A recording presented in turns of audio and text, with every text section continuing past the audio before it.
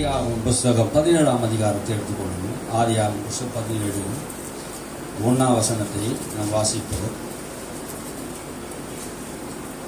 ஆபிராம் 99 வயதான போது கர்த்தர் ஆபிராமுக்கு தரிசனமாகி, நான் சர்வ வல்லமையுள்ள தேவன், நீ எனக்கு முன்பாக நடந்து கொண்டு உத்தமனாயிரு.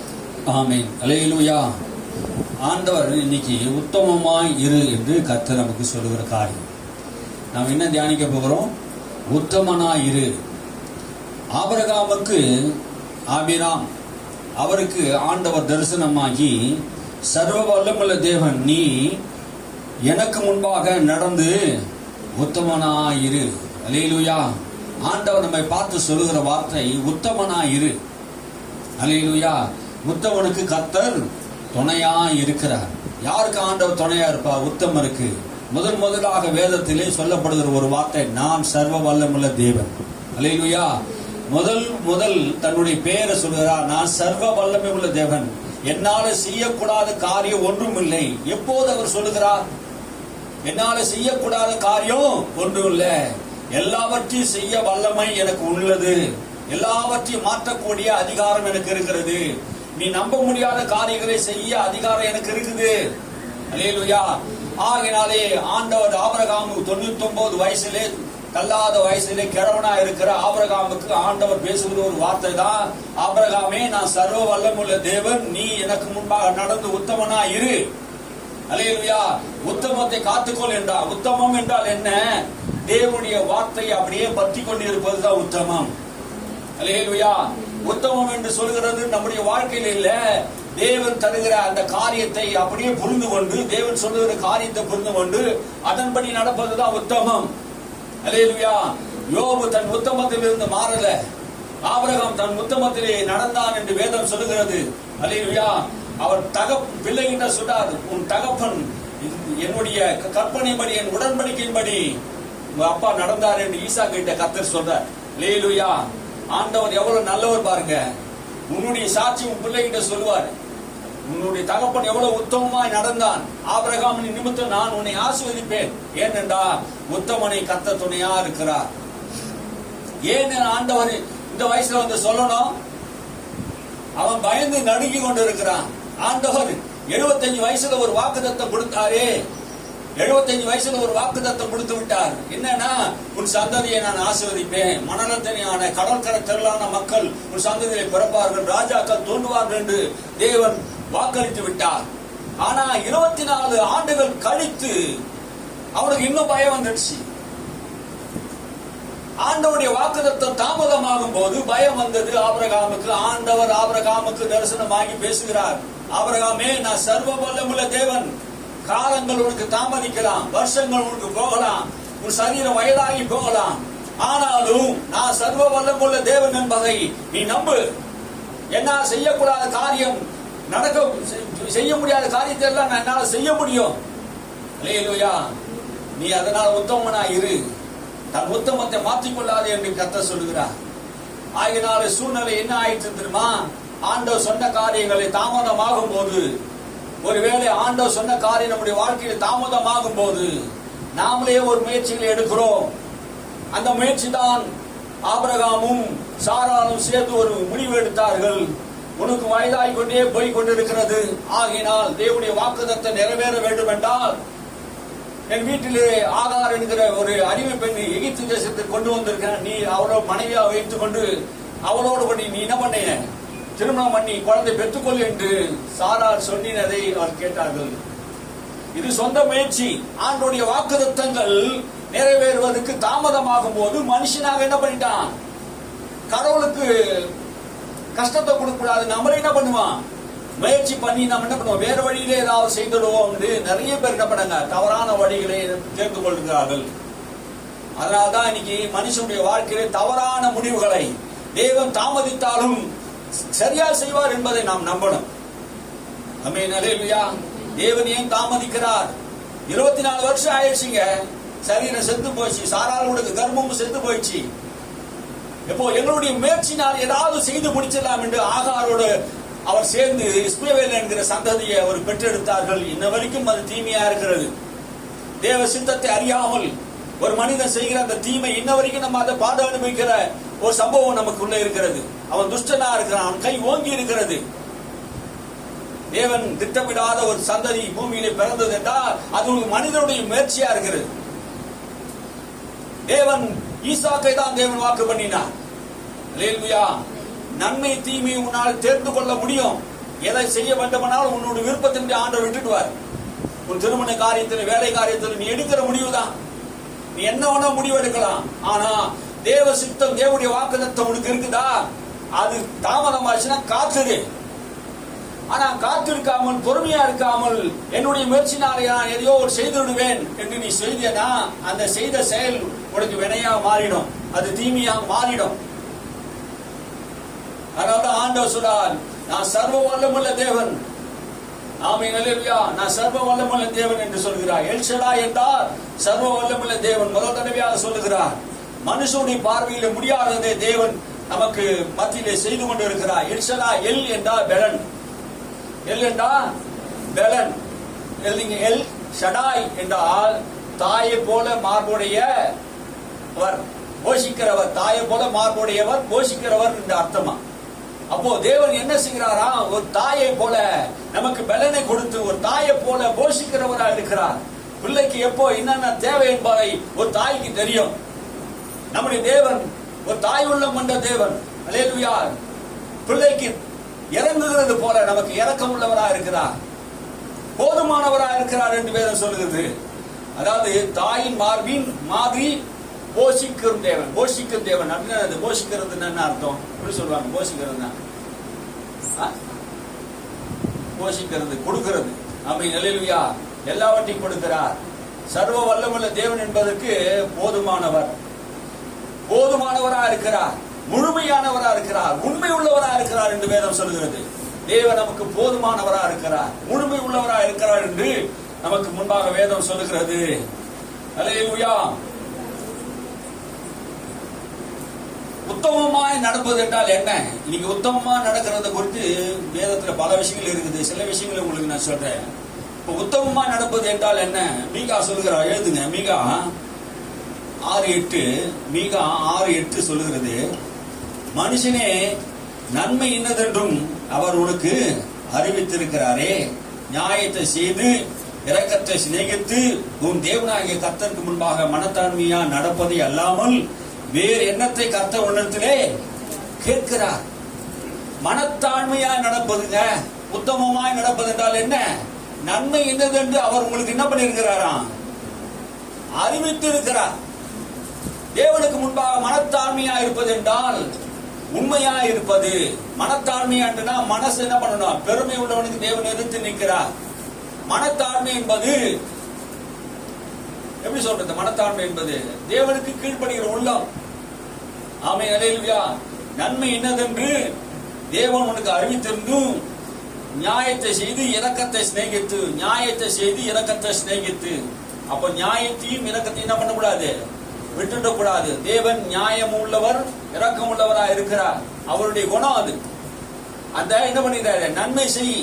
நன்மை இன்னதென்று உனக்கு என்ன பண்ணிருக்க? அறிவித்து இருக்கிறார். உன் மனசாட்சிக்கே தெரியும். உனக்கு நன்மை எது என்று தீமை எது என்று உன் மனசாட்சிக்கே தெரியும். ஆனா அது யாரும் உனக்கு போதிக்க வேண்டிய அவசியம் கிடையாது. எல்லாருடைய மனசாட்சிக்கு தீமை எதுவும் தெரியும், நன்மை எதுவும் தெரியும். அவர் உனக்கு போதித்து இருக்கிறார். உன் மனசாட்சியில நல்ல இருதயத்துல ஆண்டவர் என்ன பண்ணிருக்காரு? நல்ல காரியம் எதுன்னு வைத்திருக்கிறார். அதை நீ என்ன பண்ணாத, விட்டுடாதே. இரக்கத்தை சிநேகித்து உன் தேவனாகி கர்த்தருக்கு முன்பாக மனத்தாழ்மையா இருந்து நடப்பதே அல்லாமல் வேறு எண்ணத்தை அவர் உங்களிடத்துல கேட்கிறார். வேற ஏதோ ஆண்டவர் உங்ககிட்ட கேட்கிறார். அல்லேலூயா. மனத்தாழ்மை தான். ஆமென். பெருமை உள்ளவனா இருக்க கூடாது. மனத்தாழ்மை வேணும், நன்மை செய்யணும். 99 வயசுல தேவன் பேசின போது 3 காரியத்தை அங்க நம்ம பார்க்கிறோம். ஒன்னு, சொந்த முயற்சினாலே என்ன பண்றாரு? முயற்சி செய்கிறார்கள். இன்னைக்கு நிறைய பேர் என்ன வேணும்? சொந்த முயற்சினாலே நிறைய காரியங்கள், அற்புதங்கள் தாமதித்த போது தங்களுடைய விடாமுயற்சினாலே ஏதோ ஒரு காரியத்தை செய்ய போறாங்க.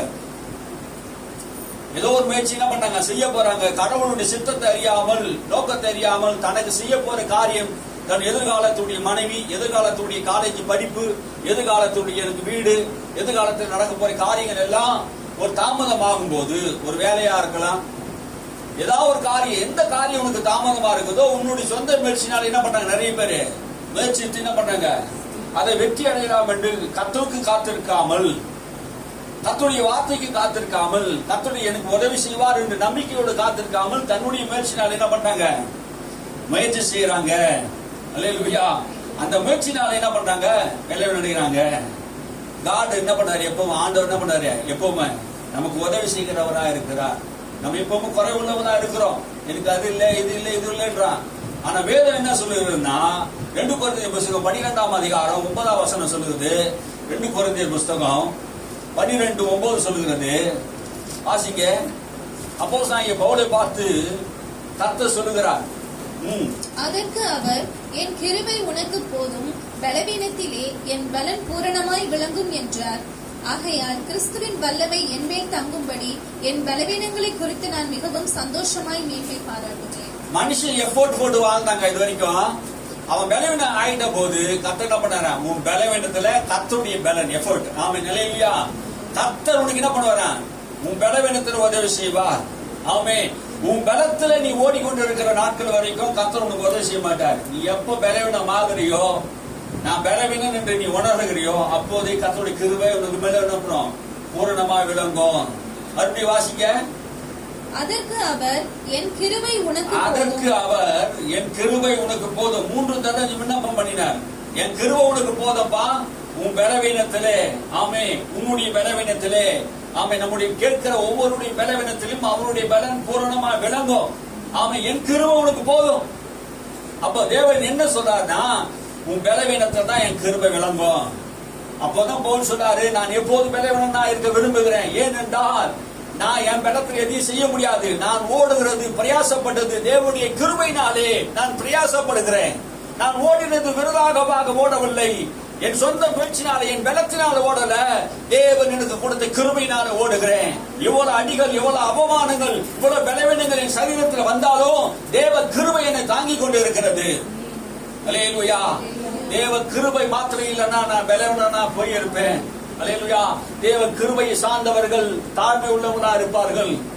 ஆமே. வாய்ந்தவர் மேல் கிருபை சூழ்ந்து கொண்டோம்.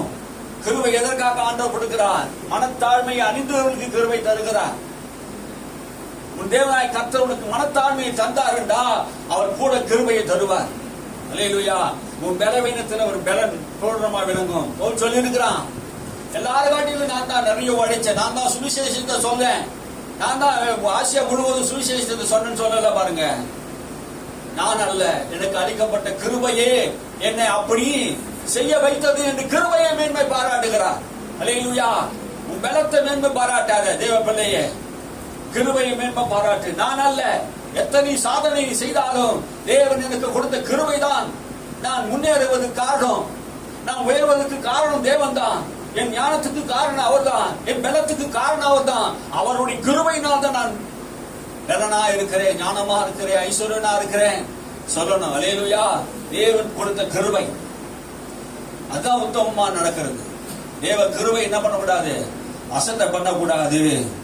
தேவன் உங்களுக்கு பலனா இருந்து அவருடைய பலன், உங்களுடைய பலவீனத்தில் அவரே பலனாய் இருப்பார். கர்த்தர் நம்முடைய பலன். அதனாலதான் போல் சொல்லுகிறார், கிறிஸ்தியன் பலனாய் இருக்கிறார். அல்லேலூயா. கிறிஸ்தியனுக்கு பலனாய் இருக்கிறார். என்ன பலப்படுத்துறது, கிறிஸ்து இயேசுவினாலே. அல்லேலூயா. என்ன பலப்படுத்துகிறவர் யாரு, கிறிஸ்து இயேசு. நீ சொல்லணுங்க, என்ன பலப்படுத்துகிறவர் யாரு, இயேசு கிறிஸ்து தான் என்னை பலப்படுத்துகிறார். அவருடைய கிருபை என்னை பலப்படுத்துகிறது. அல்லேலூயா. நீ சாப்பிடுற சாப்பாடு கூட உன்னை கைவிட்டுடும். நல்லா சாப்பிடுங்க, நல்லா இருங்க. ஆனா உன்னை பலப்படுத்துகிறது யாரு, இயேசு கிறிஸ்து. இதை சொல்லணுங்க, என்னை பலப்படுத்துகிற கிறிஸ்து இயேசு தான் என்னை பலப்படுத்துகிறார். என் பலவீனத்தில் அவருடைய கிருபை தான் பலனா இருக்கிறது. வயசானவங்க சொல்லுங்க, என் ஜீவன் அவருடைய ஜீவனா இருக்கிறது. ஆமென். அல்லேலூயா. நான் சாகாமல் பிழைத்திருந்து கர்த்தருடைய செய்தியை நான் அறிவிப்பேன். 30 வயதிலும் கனிகளை தந்து பலன் கொடுப்பேன். நான் பலவீன நல்ல பலவான், நான் பலவான் என்று நீ சொல்லுங்க. அல்லேலூயா. அவர் கிருபை என்னை பலப்படுத்தக்கூடியதா இருக்கிறது. சொந்த முயற்சி நாம் எடுக்க வேண்டிய அவசியம் இல்லை, அவருடைய முயற்சி நமக்கு வருகிறது. 2வது ஆண்டவர் சொல்றார், உடன்படிக்கை ஆண்டவர் புதுப்பிக்கிறார். என்ன உடன்படிக்கை பண்ணார்னா, உன்னை மிகவும் திரளான பெருக பண்ணுவேன் என்று கர்த்தர் சொல்லியிருந்தார் ஆபிரகாமுக்கு. உன்னை மிகவும் தெல்லாக நான் பெருக பண்ணுவேன். 2வது வசனத்தை வாசிங்க 17:2. மிகவும் உன்னை தெல்லாக என்ன பண்ணுவேன்? பெருக பண்ணுவேன். ஆமென், அல்லேலூயா. நான் உனக்கு உன் நடுவாக உடன்படிக்கை ஏற்படுத்தி, ஆண்டவர் நமக்குள்ளே ஒரு உடன்படிக்கை ஏற்படுத்தி இருக்கிறார். என்ன அந்த உடன்படிக்கை? ஆபிரகாமு கிட்ட சொன்னாரு ஒரு உடன்படிக்கை. அப்படின்னா என்ன அர்த்தம்? ஒப்பந்தம். டீலா அப்படின்னு கேட்கிறாரு. நீ எனக்கு முன்பா உத்தமான நட. உன் சரீரம் செத்து போச்சு நினைக்கிறியா? சாராளுடைய கர்ப்பம் செத்து போச்சு நினைக்கிறியா? நான் உனக்கு சொல்றேன், நான் உனக்கு இன்னொரு கூட உடன்படிக்கை பண்றேன். நான் சாகல, என் வார்த்தை சாகல, நான் உயிரோட கூட தான் இருக்கிறேன். நான் சர்வ வல்லமுள்ள தேவன். நீ எனக்கு முன்பா உத்தமமா மாத்திரம் நட.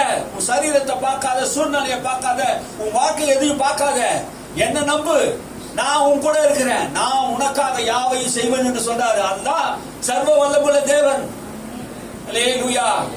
இந்த வார்த்தையை நீங்க கேட்கும் போது ஆண்டவர் நாம மகிமைப்படணும். ஆமென், அல்லேலூயா. நான் உன் கூட இருக்கிறேன்பா. அல்லேலூயா. நான் உன் கூட இருந்து நான் உனக்கு உதவி செய்கிறேன். உன்னை திரளா பிறகு பண்ணுவேன். நான் உன் கூட உடன்படிக்கை பண்ணிக்கிறேன்.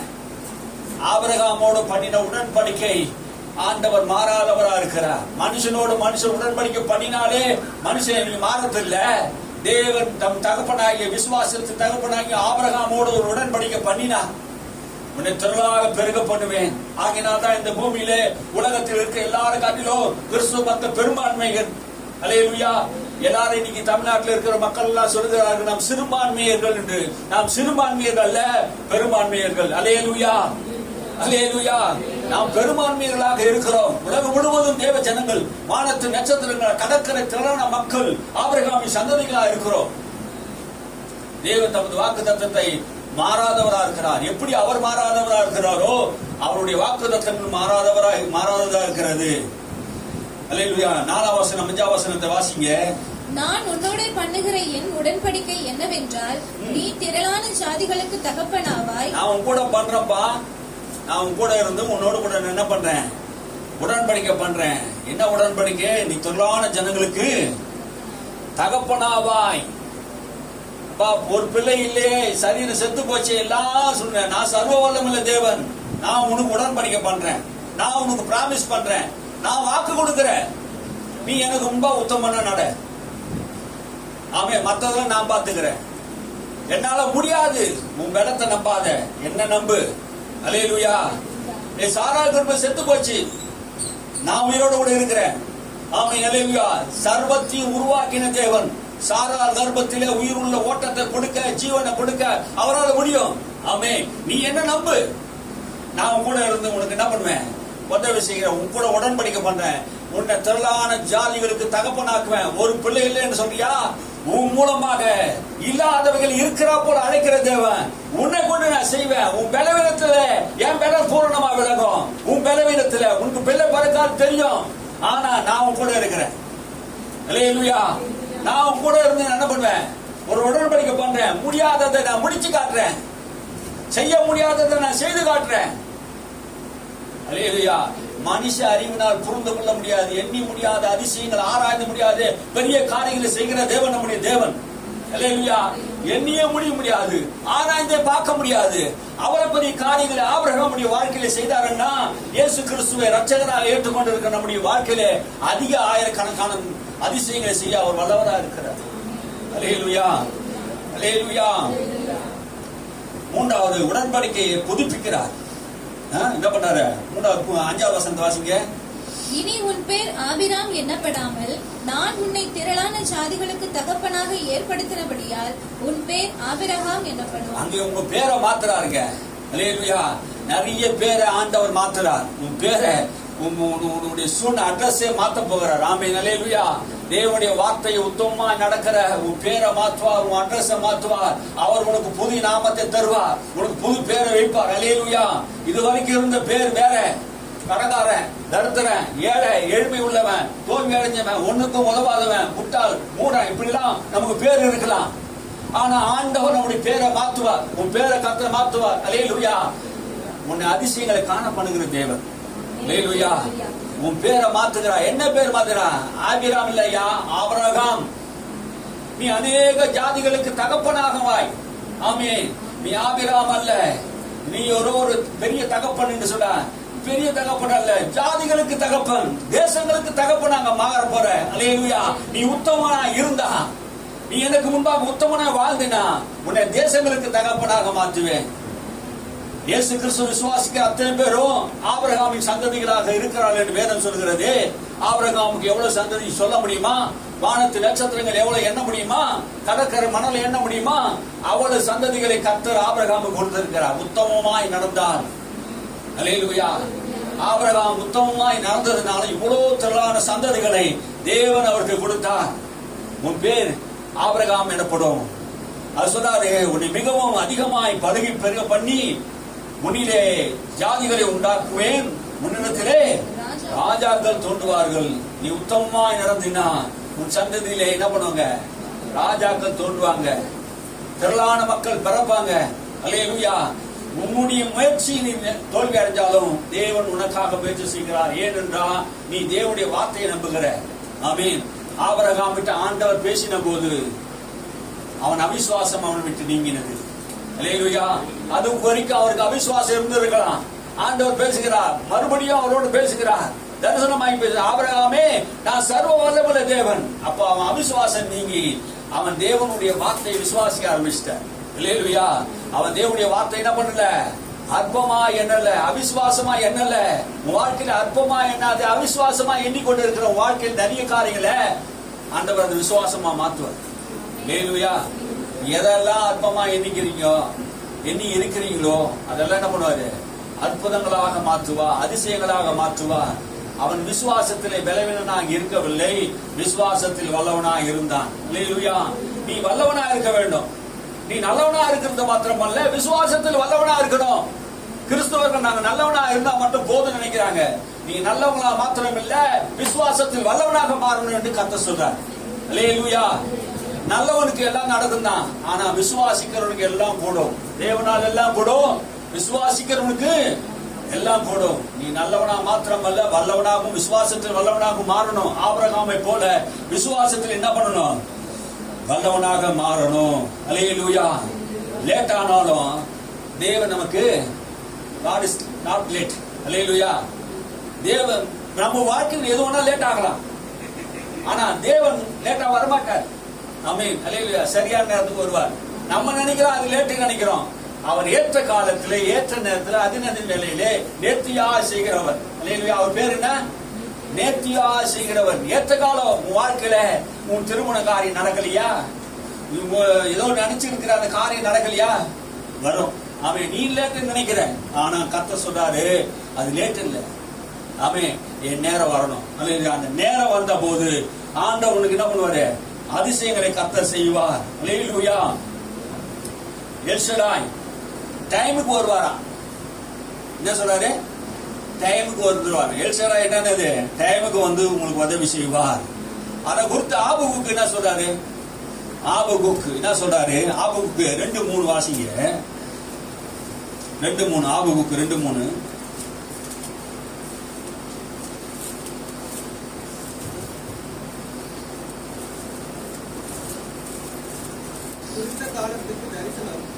ஏற்ற காலத்துக்கு தரிசனம் இன்னும் வைக்கப்பட்டிருக்கு. ஏற்ற காலத்துக்கு தரிசனம் வைக்கப்பட்டிருக்கு, இன்னும் வைக்கப்பட்டிருக்கிறது.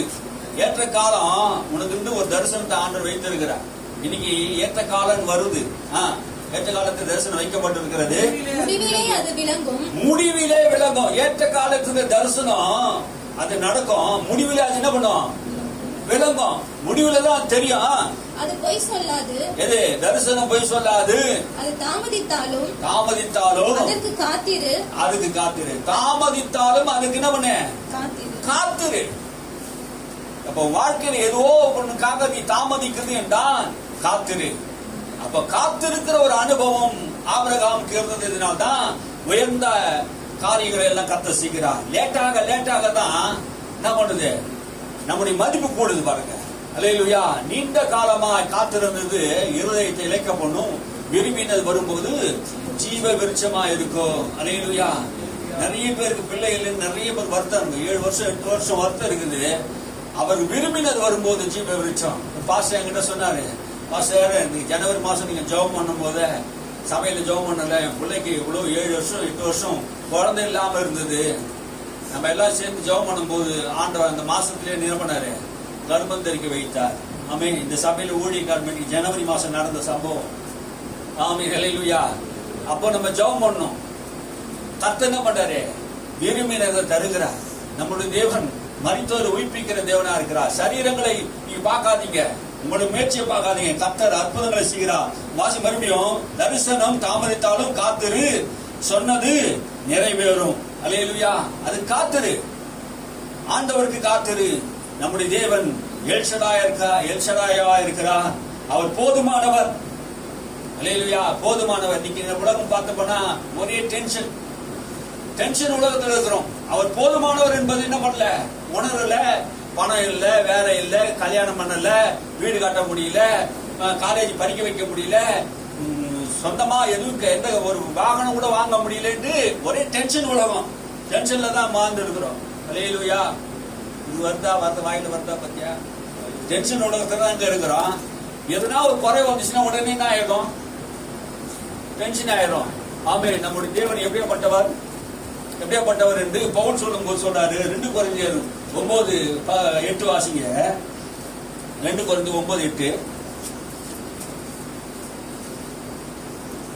மேலும் நீங்கள் எல்லாவற்றிலும் எப்பொழுதும் சம்பூரணம் உடையவர்களாயும் சகலவித நற்கிரியைகளிலும் பெருகுகிறவர்களாயும் இருக்கும்படியாக தேவன் உங்களிடத்தில் சகலவித கிருபையையும் பெருக செய்ய வல்லவராய் இருக்கிறார். சகலவித கிருபைகளை பெருக செய்ய வல்லவராக இருக்கிறார். சகலவித கிருபைகளை, எனக்கு இது இல்ல அது இல்லைன்னு சொல்லாதீங்க. எல்லா விதமான கிருபை அவர்கிட்ட இருக்குது. ஆமே. அவர் பெருக செய்ய போகிறார். என்கிட்ட என்ன கிருபை இல்லையோ அந்த கிருபை கேட்டு பெறுங்க. ஆமே. அதுதான் கிருபைங்க. ஐஸ்வர்யம் ஒரு கிருபைங்க, ஞானம் ஒரு கிருபைங்க, பலன் ஒரு கிருபைங்க, சகல விதமான கிருபை. ஆமே. தேவன் வைத்திருக்கிறார், சகல விதமான கிருபைகள் வைத்திருக்கிறார். உனக்கு என்ன கிருபை இல்ல அந்த கிருபை கேட்டு பெற்றுக்கொள்ளுங்க. ஆமே.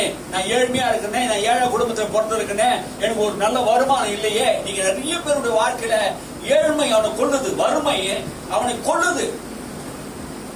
பசியோடு பட்டினியோடு வாடுறான். நல்ல உடுப்பு உடுக்க முடியல, நல்ல ட்ரெஸ் பண்ண முடியல, ஒரு செப்பல் நல்லா வாங்கி போட முடியல, ஒரு நல்ல வாகனம் வாங்க முடியல.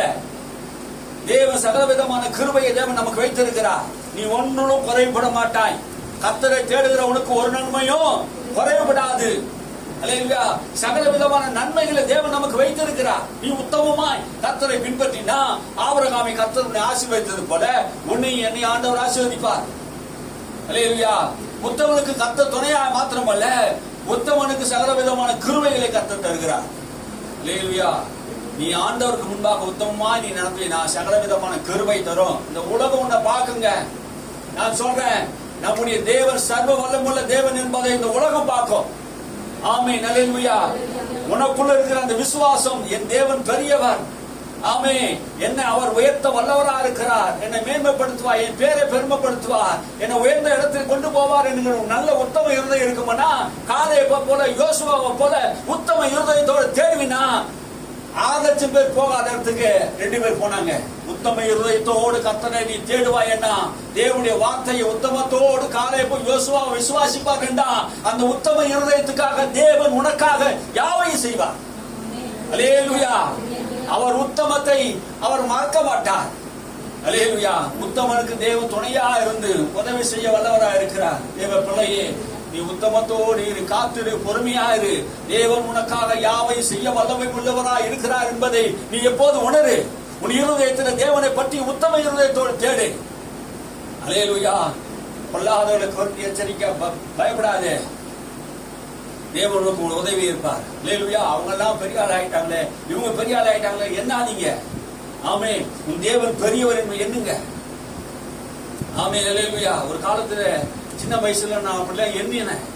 என் விசுவாச குறைவினாலே தேவனை அப்பதான் நான் இயேசு ஏற்றுக்கொண்டு அப்பதான் வரேன் கிறிஸ்துக்குள்ள. நான் மற்றவங்களை பார்க்கும் போது கம்பாரிஸ் பண்ணேன், ஒப்பினையா பார்த்தேன். அவங்க மாரி என்னால வர முடியாது, என் வாழ்க்கை வரைய முடியாது. 25 ஆண்டுகள் கழிச்சு என் வாழ்க்கையை நான் பார்க்கிறேன். ஒப்பிட முடியாத அளவுக்கு தேவன் எங்களை உயர்த்திருக்கிறார். அல்லேலூயா. காலம் தாமதிக்காது, காத்திரு. ஆமே. உனக்கு ஆண்டவர் தரிசனம் தந்தார்னா அந்த தரிசனத்தை நிறைவேறுவதற்காக காத்திரு. உடனே நடக்கின்றது என்ன நினைக்க கூடாது. காத்துரு. அல்லேலூயா. உன்னை எந்த இடத்துல வைத்தாரோ அந்த இடத்துல காத்துரு. எந்த சபையில வைத்தாரோ அந்த சபையில காத்துரு. தேவன் உனக்கென்று ஒரு தரிசனத்தை வைத்திருக்கிறார். அந்த தரிசனம் பொய் சொல்லாது, நிச்சயம் நிறைவேறும். அது தேவன் கொடுத்த தரிசனம். யோசேப்புக்கு தேவன் கொடுத்த தரிசனம் நிறைவேறாது என்று சகோதரர்கள் அழித்தாலும் அந்த தரிசனம் நிறைவேறினது. அல்லேலூயா. தேவன் உனக்கு கொடுத்த தரிசனத்தை உன்னை கொண்டுதான் செய்வார். அல்லேலூயா. இந்த இடத்துல நமக்கு ஒரு தரிசனம் இருக்குது. ஆமே. தரிசனம் இல்லாமல் ஊழியத்தை நம்ம செய்ய வரல. ஆமே. ஒரு காலத்தை நான் தயங்கி தான் அந்த ஊழியத்துக்கு வந்தேன். ஒரு பயம் இருந்தது. ஆண்டவர் எனக்கு மறுபடியும் சொல்லுகிறார், உனக்கு ஒரு தரிசனத்தை நான் கொடுத்திருக்கேன், அந்த தரிசனம் நிறைவேறும். அல்லேலூயா. அந்த தரிசனம் நிறைவேறுவதற்காக காத்துரு. ஆமே. அல்லேலூயா. ஒரு நாள் நான் ஜெபம் பண்ணிக்கிட்டே இருக்கும்போது ஆண்டவரின் சொப்பனத்துல ஒரு கனவுல என்னோட கூட பேசினது.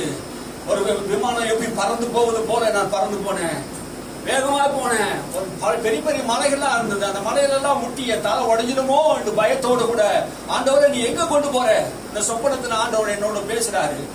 ஆண்டவரை நீ எங்க கொண்டு போற அப்படின்னு கேட்கும் போது ஆண்டவர் என்னை நிறுத்தவில்லை. இன்னும் அதிகமா வேகமா கொண்டு போனார். கொண்டு போய் பாறையான ஒரு இடத்துல போய் நிக்க வைத்தார். ஒரு பாறை. அந்த பாறை மேல எல்லாம் பாறை மேல போய் நிக்க வச்சு இந்த இடத்துல சுவிசேஷத்தை சொல்லுன்னு சொன்னார். இந்த இடத்துல போய் சுவிசேஷத்தை சொல்லுன்னு சொன்னாரு. ஆண்டவரை இங்கே நான் என்ன சொல்வது?